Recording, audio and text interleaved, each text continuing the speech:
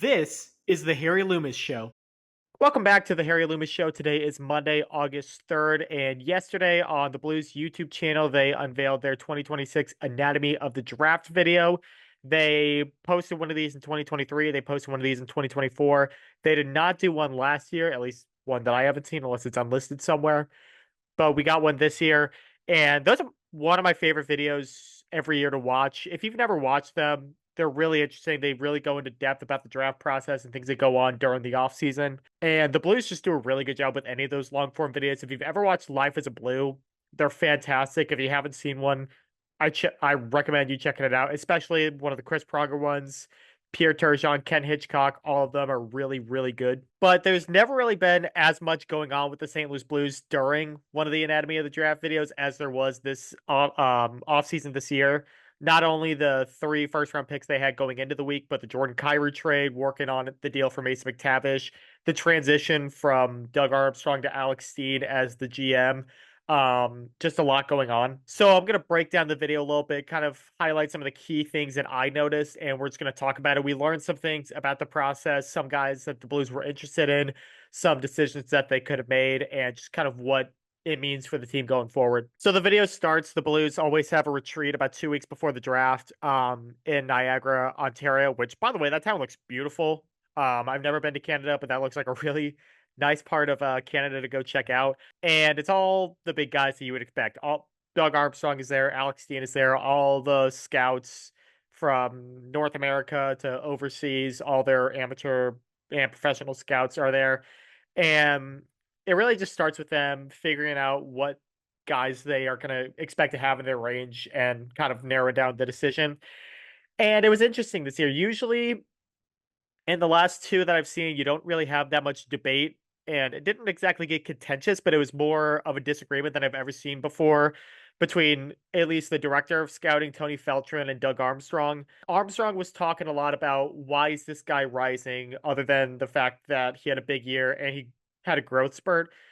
That sure sounds to me like they're talking about Wyatt Cullen, who it sounded like scouts were really in on. He went 10th overall to the Nashville Predators, the son of Matt Cullen, former NHL player, Stanley Cup champion with the Penguins. And that fits him to a T. He had a growth spurt. He had a really good year this past season, and scouts were really in on him. And the Blues and Doug Armstrong at least wasn't. And I really think a lot of it has to do with the fact that Cullen was a winger and the Blues, it really seemed like we're prioritizing, at least with that first pick, trying to lock down that center position. They continued to talk that day, and two scouts in particular, Jan Vopat and Dan Gunnell, really seemed to like Tynan Lowens, who the Blues obviously ended up taking with that 11th overall pick. And I think Ian McClellan said it best. They asked the question, is this a guy you're comfortable trading up for if we move up from 11? McClellan specifically said that the Blues don't have a player like this in their system, which I think is true. They really describe Lawrence a lot as a goal scoring center, which is a very fair description. And that kind of sounds pretty similar to Dalibor Dvorsky. Obviously, probably going to be the third line center for the Blues this year. Has a good one timer. He's going to be used on the power play a lot. But I think Lawrence has a better 200-foot game. I think he's a better skater than Dvorsky is. And I think they expect him to progress in a similar way. But I think they're viewing those two as the second and third line centers of the future, which getting two guys that can shoot the puck but are also pretty responsible defensively, especially Lawrence, I think sets him up really nicely. So it became pretty obvious early on that Lawrence was who they were targeting at 11, and this was before the Jordan Kyrou trade, where the Blues had picks 15 and 29, and they couldn't get his name right at the start, but it seemed like the Blues were really high on Maddox Dagenet compared to everyone else. You look at a couple mock drafts, a couple of them had him as a late lottery pick. A lot of them had him in the late teens, early 20s. The mock that they were talking about, the ranking had Dagenet at 28th, and the Blues had him at 14. And the line that should excite everybody is Keith Tkachuk saying that he sees him as a potential 40-goal scorer in the NHL, which is not nothing. You don't just say that out of thin air. He calls it like he sees it, and he really likes the upside Dagenet, which should excite you. There's a lot of reason to like Dagenet. A lot of people I've seen have compared him to a light Tage Thompson with the big build, with the size, with the speed, with the shoot first mindset. He was drafted as a center. I really do think the Blues view him as a potential winger. And that makes sense to go for a guy who maybe transitions as a winger with the pick after Tynan Lawrence. It feels like with draft picks that aren't originally your own, teams are going to be a little bit more willing to take a chance instead of just going with the surefire safe pick. It's basically like having a second lottery ticket. You know, you have your one, you're going to make sure you make the right call there. Second one, you know, we're going to take a chance. If we're swinging for the fences on this one, we really don't have anything to lose. It got interesting though as they were talking about Dagenet. You can hear Doug Armstrong. It's not perfectly clear. Keith Kachuk's really pushing for Maddox Dagenet, and he says the quote from Armstrong is, "It's more we want the kid from Quebec than it is the Finn." And there were two. Okay. Armstrong says that we want the kid from Quebec more than we want the Finn, and there were two names that came to mind for me. I thought at first it was going to be Oscar Hemming, who went 14th overall to the Blue Jackets. But I think they were talking about Oliver Savanto, who went a little bit after. Both of these guys are centers. Savanto went 18th overall to the Washington Capitals. More on him in a little bit. We did learn one really interesting thing to me, and that was that. And he talked about last year when we didn't have an anatomy of the draft video that they had their list and they made the trade for Logan Mailloux, and it jumbled up their list a little bit, and they had to change things last second. Couple thoughts on that. First off, again, the Blues didn't have an anatomy of the draft video last year, and I didn't know if that was because they were a playoff team, so they didn't have a lottery pick to deal with. It was the first non-centralized draft, so things were different in that aspect, or something changed last second. Couple things happened. Yes, the Logan Mailloux trade happened on July 1st after the draft, but there were a lot of rumors about potentially Jordan Kyrou going to the Montreal Canadiens, and you have to assume that Logan Mailloux is part of that package. Obviously, the big Kyrou splash didn't happen, but the Doug Armstrong and Kent Hughes kept talking, eventually landed on the Logan Mailloux for Zach Bolduc trade. So I wonder who the Blues were centering, really had their focus on with that pick had they not been making the Logan Mailloux trade. And part of it could also be the fact that Justin Carbonneau slid to them. They were very lucky, frankly, to get Justin Carbonneau at the pick they did. He was projected around the 12th, 13th range, especially towards the end, right up leading to the draft. So I was shocked that he slipped to the Blues, and they were able to get him where they did. But I'm not going to complain. I'm very excited about Justin Carbonneau. I think he was absolutely the right pick. Two names that I think the Blues could have been after were Cameron Reed and Logan Hensler. A lot of mock drafts around this time last year had the Blues going after defensemen. I saw Logan Hensler name a lot.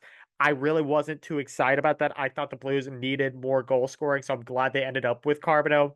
But something really interesting that we found, and I think it worked out best for the Blues because they got a really good prospect in Carbonneau. And as bad as he looked to start the year, Logan Mailloux is an NHL defenseman. I think he's going to get top four opportunity this year, and he looked better and better as the season progressed. So then after the trip in Niagara, they cut to a couple days before the draft back in St. Louis. I think they're in Clayton. And this is after the Jordan Kyrou trade. This is the day after it happened. So the Blues now have 11, 15, 16, and 29. And the interesting part to me is that in a perfect world, the Blues would be picking 11th and 29th. I'm not sure who they would have been targeting with the 29th pick.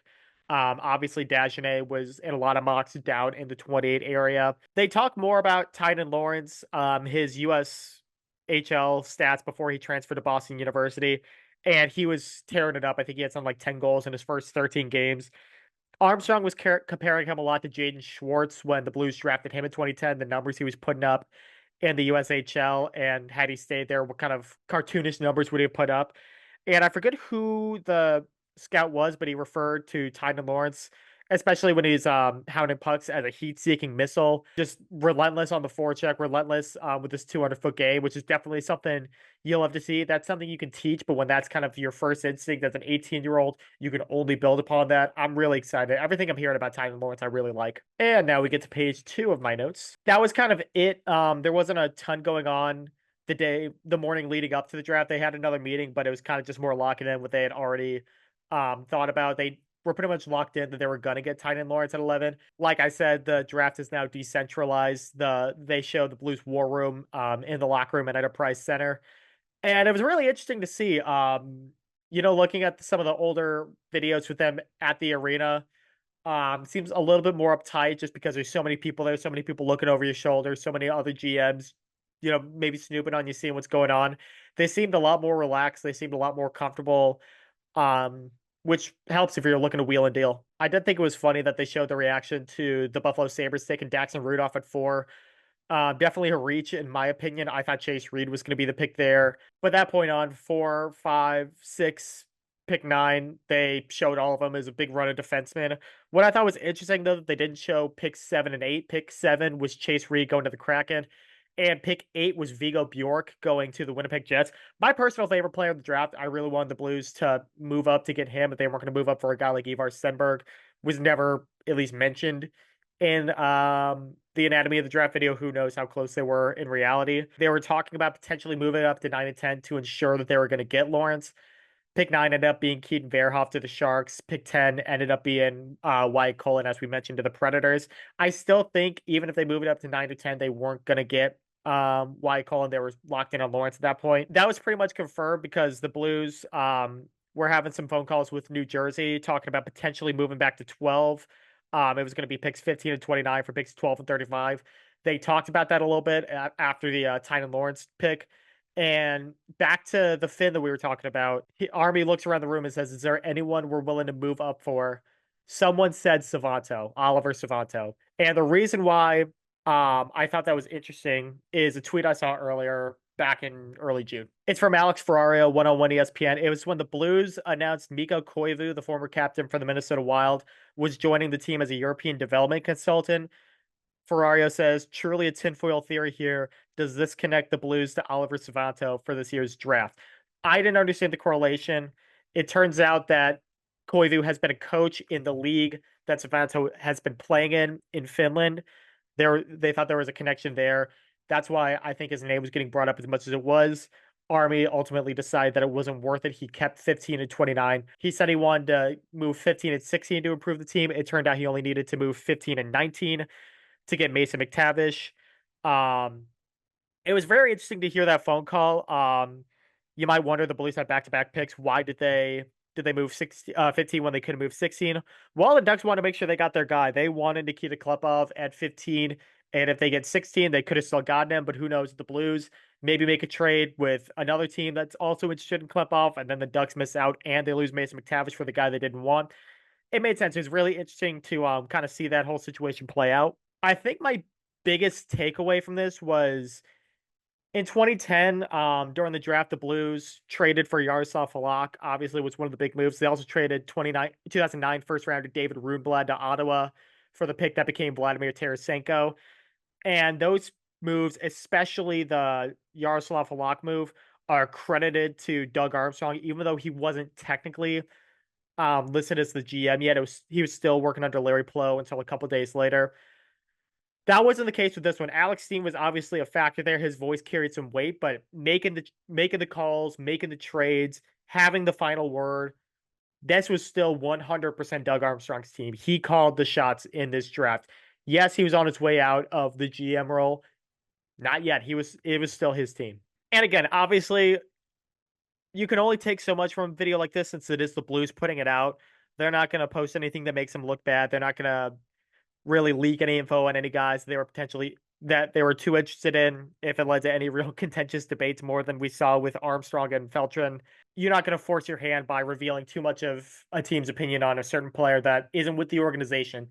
So we only got a small snippet of what the Blues were thinking, but I think that insight is so fascinating. I think it leads to so much conversation about what kind of players they were after, what they like in players, what they liked in Tynan Lawrence, what they liked in Maddox Dagenet, what they're looking for in Mason McTavish. Armstrong continuing to talk the day after the Kyrie trade about if we're moving 15 and 16, we're not getting a rental, we're not getting a stopgap, we're not getting a veteran. We're getting a guy that fits in that age 21 to 25 span. So he joins that group of guys like McMichael, now McTavish, Holloway, Broberg, Snuggerud.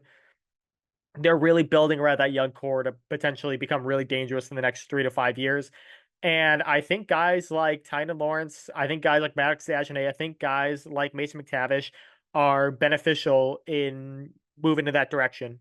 Again, I recommend you watch that video for yourself. It's about 28 minutes long, worth every second of it. If you like information like that, if you like seeing how front offices work and how they function, it's always a fascinating watch. Um, And I love that they put it out. They don't owe us that transparency, but they give it to us anyway, and I'm really appreciative of that as a fan. You don't always get that from sports teams. So that's gonna do it. My thoughts on the anatomy of the draft video. I like what they did. I think they came out with three really good players, and I think the future continues to be bright for the St. Louis Blues. So that's gonna do it for today. Thank you guys for watching the Harry Loomis Show. We'll talk soon. This is the Harry Loomis Show.